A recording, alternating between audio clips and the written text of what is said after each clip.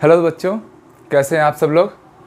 और आज जैसे बहुत सारे बच्चे पूछ रहे थे कि सर केमिस्ट्री की क्लासेस कब से आप स्टार्ट करेंगे, तो आज से आप लोग के लिए हम केमिस्ट्री की भी क्लासेस स्टार्ट कर रहे हैं। और आज हम कवर करेंगे क्लास 10th का पहला चैप्टर केमिकल रिएक्शंस और इक्वेशन। और प्यारे बच्चों, ये जो हम कंटेंट दे रहे हैं इसको आप ईमानदारी से पूरा वीडियो अंत तक देखो, और पसंद आए तो उसे लाइक करो, सब्सक्राइब तुरंत कर लो। और एक और चीज़ मैं बता देता हूँ कि ये जो चीज़ें हम आपको कंटेंट प्रोवाइड करेंगे, जो भी चीज़ें पढ़ाई जाएंगी, उसका पूरा रिटन नोट आपको हमारे टेलीग्राम चैनल पे मिल जाएगा, जिसका डिस्क्रिप्शन जो लिंक है इसी चैनल के डिस्क्रिप्शन में मौजूद है।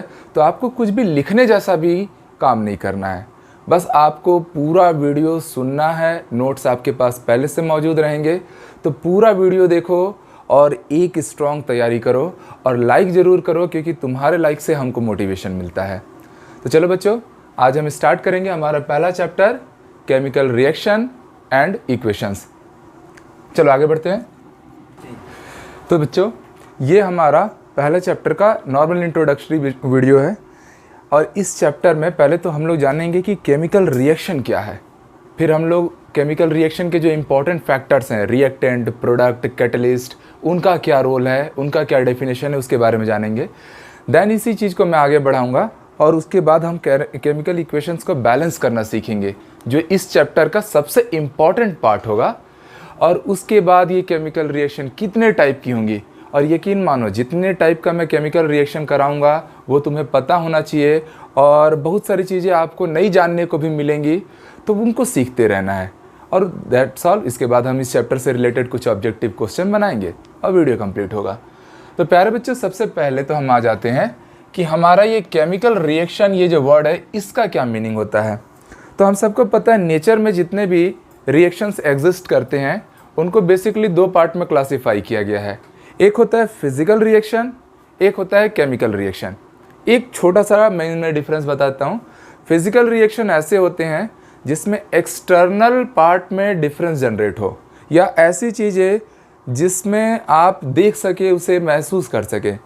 केमिकल रिएक्शन में इंटरनली उनके मॉलिक्यूलर लेवल पे चेंजेस होता है, और एक बार जब केमिकल चेंज हो जाए तो उससे वापस इनिशियल स्टेट में आना मुश्किल होता है, आसान नहीं होता है। बट फिजिकल रिएक्शन में ऐसा हो सकता है। फॉर एग्जांपल, आपने एक रबड़ को खींचा और आपने छोड़ दिया, रबड़ वापस अपने इनिशियल स्टेट में आ जाएगा। तो बच्चे, वो केमिकल रिएक्शन नहीं है, वो कौन सा रिएक्शन है? फिजिकल। बट अगर मैंने उस रबर को बर्न कर दिया, अब वो रबर धुआं बन के उड़ गया, अब क्या मैं धुएं से वापस रबर बना सकता हूँ? क्या नहीं बना सकता।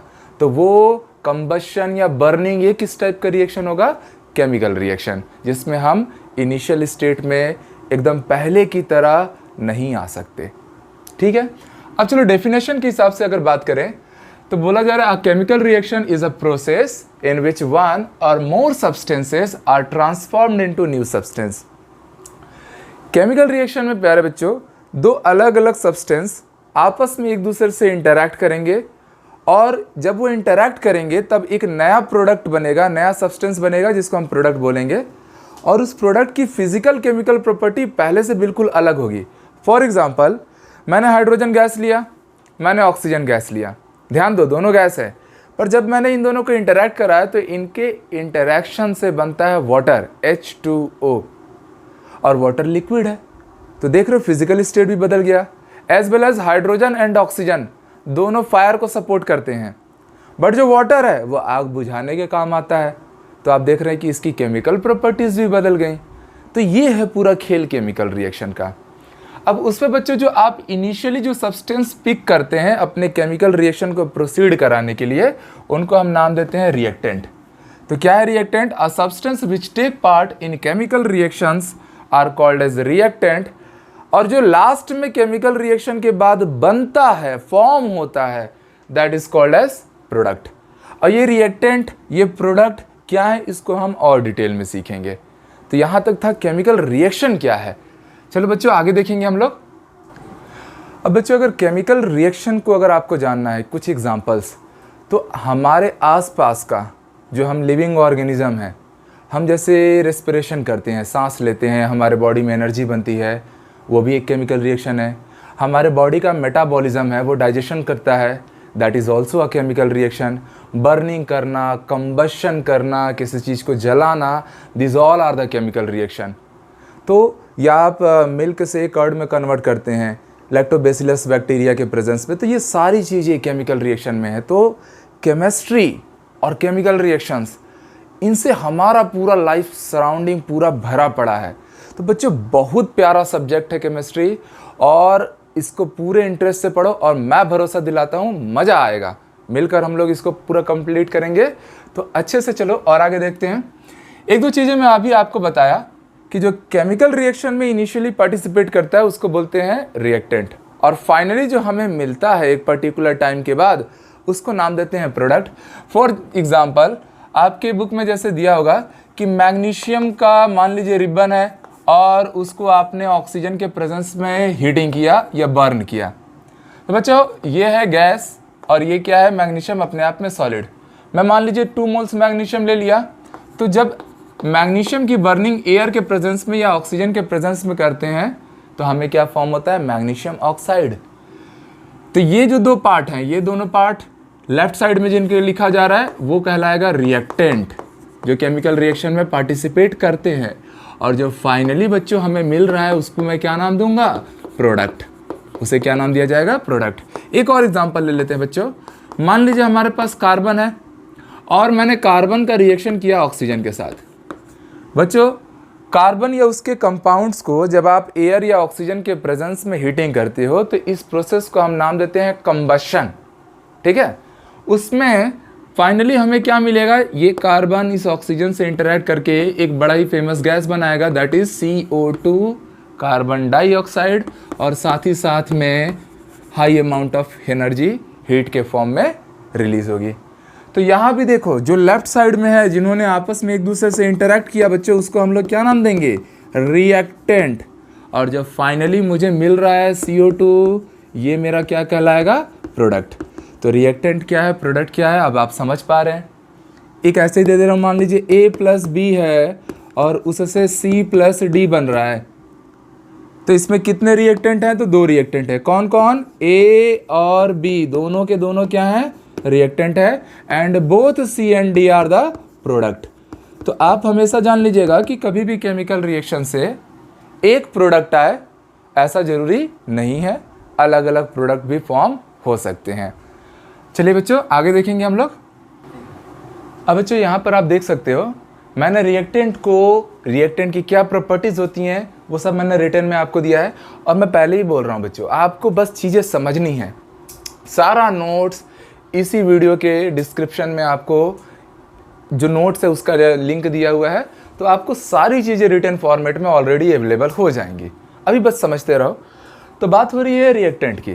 तो रिएक्टेंट क्या है, तो ऐसे सब्सटेंस जो रिएक्शन में पार्टिसिपेट करते हैं, या बोल सकते हैं कि ये रिएक्शन के इनिशिएटर हैं, जो रिएक्शन को कंटिन्यू कराते हैं, उसको हम क्या नाम देंगे, रिएक्टेंट। मतलब अगर रिएक्टेंट नहीं है तो कोई केमिकल रिएक्शन भी एग्जिस्ट नहीं करेगा। और साथ ही साथ में कि किसी भी केमिकल रिएक्शन में, सेकेंड लाइन आप पढ़ सकते हो कि 2 or more reactants are combined to form product. किसी भी केमिकल रिएक्शन में कम से कम 2 या 2 से ज़्यादा टाइप के या सेम टाइप के भी रिएक्टेंट आपस में मिलेंगे और प्रोडक्ट का फॉर्मेशन करेगा। थर्ड लाइन आप रिएक्टेंट से रिस्पेक्ट में जान लीजिए कि टाइम के रिस्पेक्ट में जो कंसंट्रेशन ऑफ रिएक्टेंट है, बच्चों कंसंट्रेशन का मतलब है अमाउंट। तो कंसंट्रेशन या अमाउंट ऑफ रिएक्टेंट जैसे जैसे टाइम बढ़ेगा, केमिकल रिएक्शन बढ़ेगा, रिएक्टेंट का कंसंट्रेशन या अमाउंट डिक्रीज करता है। अब बात आती है प्रोडक्ट की। तो प्रोडक्ट में मैंने पहले ही आपको एक्सप्लेन किया कि किसी केमिकल रिएक्शन के दौरान जो फाइनली हमको प्रोडक्ट जो सब्सटेंस मिलेंगे उसको हम क्या नाम देंगे, प्रोडक्ट। और जो इनका कंसंट्रेशन रहेगा, आप थोड़ा सोचो, इनिशियली आपका जब केमिकल रिएक्शन स्टार्ट हुआ था तब क्या कोई प्रोडक्ट था, क्या नहीं था, उस समय केवल क्या था, रिएक्टेंट।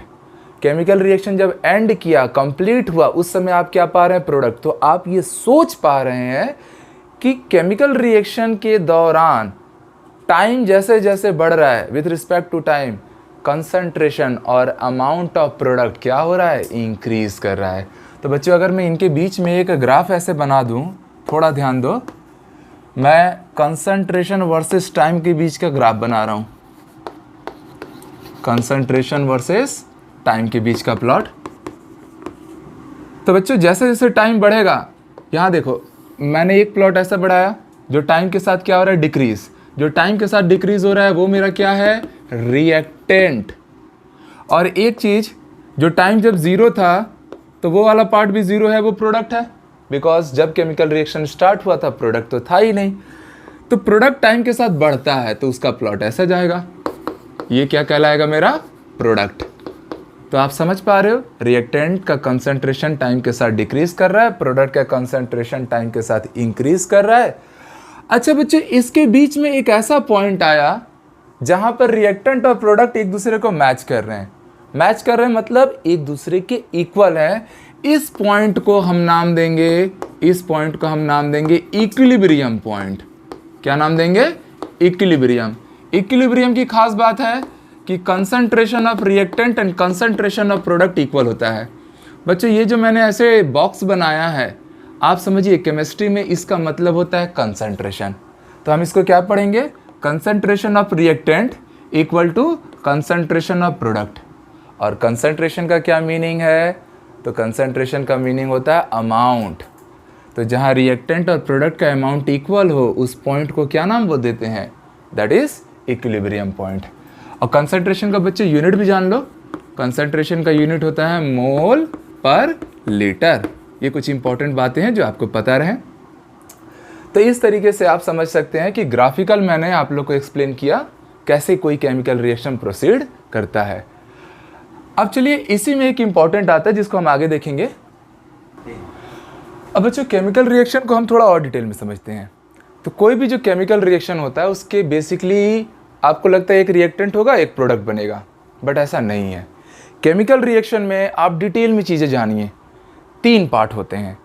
एक होता है जो रिएक्शन इनिशिएट करता है, दैट इज रिएक्टेंट। एक आता है कैटलिस्ट। अब ये कैटलिस्ट क्या है मैं एक्सप्लेन करूंगा। और फाइनली जो हमें मिलता है वो क्या कहलाता है, प्रोडक्ट। तो रिएक्टेंट और प्रोडक्ट तो आपने डिटेल में समझा। कैटलिस्ट के बारे में जान लो बच्चों कि कैटलिस्ट ऐसे सब्सटेंस हैं जो केमिकल रिएक्शन को डिस्टर्ब नहीं करते, ना खुद को डिस्टर्ब करते हैं। बस वो क्या करते हैं, वो रेट ऑफ केमिकल रिएक्शन को आइदर इंक्रीज कर देंगे और डिक्रीज कर देंगे। रेट ऑफ केमिकल रिएक्शन का मतलब उसकी स्पीड। कोई केमिकल रिएक्शन कितना तेज होगा कितना धीरे होगा वो उसकी स्पीड कहलाएगी। जैसे एक मैं ऐसे ही नॉर्मल एग्जांपल ले रहा हूँ, ऐसे ये केमिकल रिएक्शन के एग्जांपल नहीं है। जैसे बच्चों आप दूध से दही बनाते हैं, ठीक है, मिल्क से आप जब कर्ड जनरेट करते हैं तो आपने देखा होगा उसमें थोड़ा दही मिला के उसको रूम टेम्परेचर पे रखा जाता है। अगर इसी चीज़ को अगर मैं फ्रिज में रख दूं तो दही नहीं बनेगा। इसका मतलब फ्रिज क्या कर रहा है, उसके फॉर्मेशन के, कर्ड के फॉर्मेशन के रेट को क्या कर रहा है, डिक्रीज कर रहा है। पर इस प्रोसेस में फ्रिज चेंज हुआ क्या, नहीं। तो fridge plays a role of catalyst. आप समझ पा रहे हैं। तो कैटलिस्ट वो है जो केमिकल रिएक्शन के रेट को आइदर इंक्रीज करेगा और डिक्रीज करेगा बट सेल्फ अनचेंज्ड रहेगा। फॉर एग्जांपल एक दो अगर मैं केमिस्ट्री की एग्जांपल आपको दिखा दूं तो बच्चों मान लो मेरा SO2 गैस है और इसका रिएक्शन मैं ऑक्सीजन के साथ कराता हूं तो उस समय नाइट्रिक ऑक्साइड गैस हम यूज़ करते हैं और SO3 फॉर्म होता है। तो ये क्या है मेरा रिएक्टेंट, ये क्या है रिएक्टेंट। ये मेरा क्या है कैटलिस्ट, जिसने रिएक्शन में पार्टिसिपेट नहीं किया बट उसने रिएक्शन के रेट को इंक्रीज किया या डिक्रीज किया। और लास्ट में जो हमें मिला वो क्या मिला, प्रोडक्ट। तो एक केमिकल रिएक्शन के समझ लो 3 हिस्से हैं, रिएक्टेंट, कैटलिस्ट और प्रोडक्ट। अब ये जो रिएक्टेंट और कैटलिस्ट प्रोडक्ट है ये तो हमने समझा है। कैटलिस्ट को थोड़ा और डिटेल में देख लो बच्चों। तो कैटलिस्ट में आप यहाँ पढ़ पा रहे होंगे कि catalyst are the substance which increases or decreases the rate of chemical reaction but self remains unchanged। उसके बाद आप उसका क्लासिफिकेशन भी देख पा रहे हैं कि कैटलिस्ट बच्चों 2 टाइप के होंगे। एक होगा पॉजिटिव कैटलिस्ट जो rate of chemical reaction increase करेगा, और एक होगा नेगेटिव कैटलिस्ट जो रेट ऑफ केमिकल रिएक्शन को डिक्रीज करेगा। तो कैटलिस्ट भी क्लियर हुआ, 2 टाइप के कैटलिस्ट लेंगे हम लोग। अब चलिए बच्चों आगे और देखते हैं। अब बच्चों हमने जाना कई केमिकल रिएक्शन क्या है, उसके पार्ट जाने कि कैटलिस्ट, रिएक्टेंट और प्रोडक्ट क्या कहलाते हैं।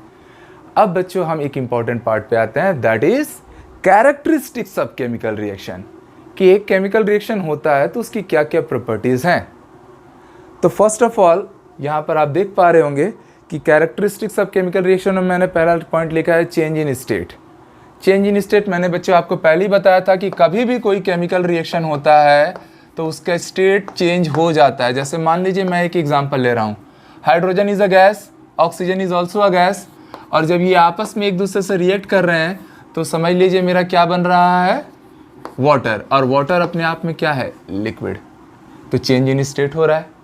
तो कभी भी दो रिएक्टेंट आपस में इंटरैक्ट करेंगे और उससे जब प्रोडक्ट फॉर्म करेंगे तो केमिकल रिएक्शन के दौरान उनकी स्टेट सेम रहे ऐसा बिल्कुल ज़रूरी नहीं है, स्टेट में चेंज हो सकता है। सेकंड कैरेक्टरिस्टिक्स बच्चों आप देख सकते हैं, मैं एक एक कैरेक्टरिस्टिक्स एक्सप्लेन करूंगा, आप परेशान मत होना। चेंज इन टेम्परेचर, फिर से ये एग्जांपल ले लो बच्चों।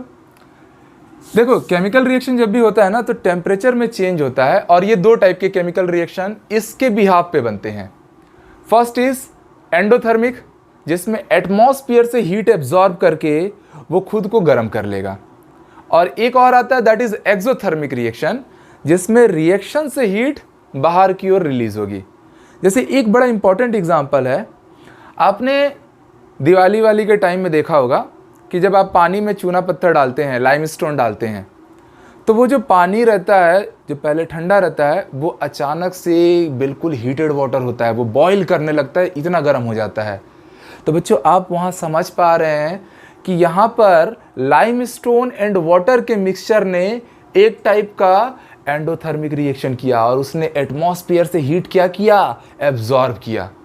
पहले दोनों ठंडे ठंडे थे, अभी वो गर्म हो गए, गर्म किया, बॉयल होने लगा वाटर। तो इस टाइप एक केमिकल रिएक्शन जब होता है तो टेम्परेचर में भी वेरिएशन पॉसिबल है, जिसका बहुत अच्छा एग्जांपल आप लोगों ने खुद देखा ही है। तीसरा आता है चेंज इन कलर। बच्चों देखो हाइड्रोजन और ऑक्सीजन इनके पर्टिकुलर कलर होते हैं, ठीक है, जैसे ये थोड़ा ब्लूइश कलर का होगा, ये थोड़ा रेडिश ग्रीन रेडिश रहता है, बट वाटर क्या है, कलरलेस।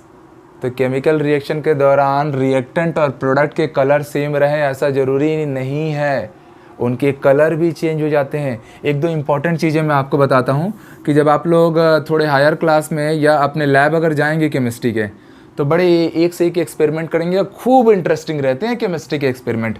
जैसे मान लीजिए आपने एक ऐसा सॉल्यूशन लिया है जिसमें नाइट्रेट आयन और आपका फेरस सल्फेट का मिक्सचर है, मान लीजिए, या HNO3 लिख ले रहा हूँ मैं। इससे बच्चों अगर आप लोग यहाँ से एक और यहाँ से अगर आप लोग H2SO4 के ड्रॉप्स अगर आप ऐड करोगे ना बच्चों, तो ये जैसे ही H2SO4 ऐड होता है इसमें, ओके, तो ये इन दोनों के कांटेक्ट में आते ही यहाँ पर एक ब्राउन कलर का रिंग जनरेट कर देगा, ये ब्राउन कलर का रिंग जनरेट करेगा। तो इसको हम लोग ब्राउन रिंग टेस्ट के नाम से भी जानते हैं। तो आप समझिए कि दो अलग अलग केमिकल आपस में मिलकर एक नया कलर जनरेट कर रहे हैं।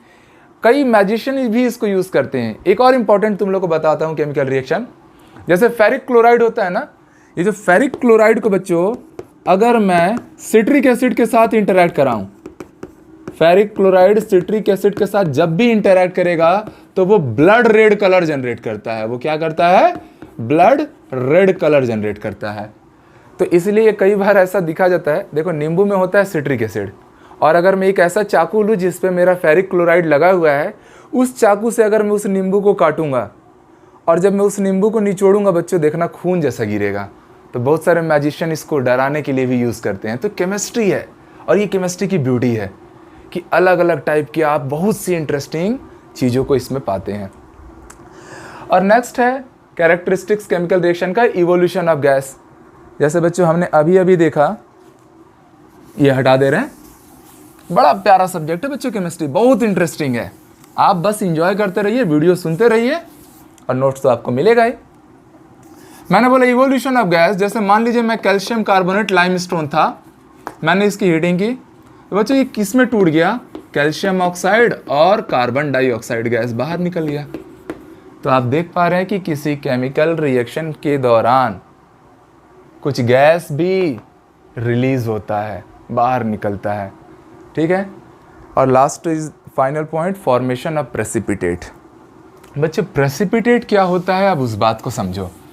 प्रेसिपिटेट का मतलब होता है कि जब आप किसी केमिकल रिएक्शन में दो रिएक्टेंट को आपस में एक दूसरे से ऐड करते हैं, तो जैसे मान लो ये एक मेरा टेस्ट ट्यूब है, इसमें ए करके एक रिएक्टेंट पहले से था और मैं बी को लाके ऐड किया, तो कई बार ऐसा होता है कि उसका जो सेचुरेशन लेवल से अगर ज़्यादा कंसंट्रेटेड आ गया तो वो उसमें डिज़ोल्व नहीं होता, वो उसमें डिज़ोल्व ना होके पाउडर टाइप का, उसके बॉटम में पाउडर टाइप का कुछ सब्सटेंस फॉर्म करेगा। अब ये डिफरेंट कलर के हो सकते हैं, कभी ये वाइट होते हैं, कभी ब्लैक प्रेसिपिटेट भी बनता है, कभी येलो प्रेसिपिटेट बनता है। तो बच्चों ये जो पाउडर टाइप का सब्सटेंस बनता है ना, आप अगर लैब में करेंगे तो ये चीज़ें आपको दिखेंगी। इसी को हम नाम देते हैं प्रेसिपिटेट, या शॉर्टकट में हम बोलते हैं पीपीटी। फॉर एग्जाम्पल बच्चों, अगर मैं सिल्वर नाइट्रेट सॉल्यूशन में मैं सॉल्ट मिला दूं NaCl, तो उससे क्या होगा, मेरा सिल्वर क्लोराइड आएगा और साथ ही साथ में सोडियम नाइट्रेट बाहर हो जाएगा। और ये जो सिल्वर क्लोराइड है बच्चों, ये कहलाता है वाइट प्रेसिपिटेट, वाइट पीपीटी। तो केमिकल रिएक्शन की ये भी खास बात है कि during chemical reaction we also produce precipitate, और ये प्रेसिपिटेट फर्दर सॉल्यूबल नहीं होते हैं। तो बच्चों आज की इस क्लास में हमने केमिकल रिएक्शन से रिलेटेड सारी इंपॉर्टेंट बातें सीखी कि उसके क्या पार्ट्स होते हैं। तो उसमें हमने रिएक्टेंट, कैटलिस्ट और प्रोडक्ट के बारे में जाना, उसके बाद उनके कैरेक्टरिस्टिक्स जाने, देन लास्ट में हमने केमिकल रिएक्शन का ओवरऑल कैरेक्टरिस्टिक्स विथ एग्जाम्पल सीखा। तो बच्चों अगर ये वीडियोस आपको अच्छे से समझ में आ रही हैं तो इसको ज़्यादा से ज़्यादा दोस्तों में आप बताइए और इसको सब्सक्राइब कीजिए, लाइक का बटन दबाइए, क्योंकि कहीं ना कहीं आदमी उससे मोटिवेट होता है। तो बच्चों अगले क्लास में हम फिर से मिलते हैं इसकी आगे की वीडियोस को लेकर, तब तक के लिए जय हिंद।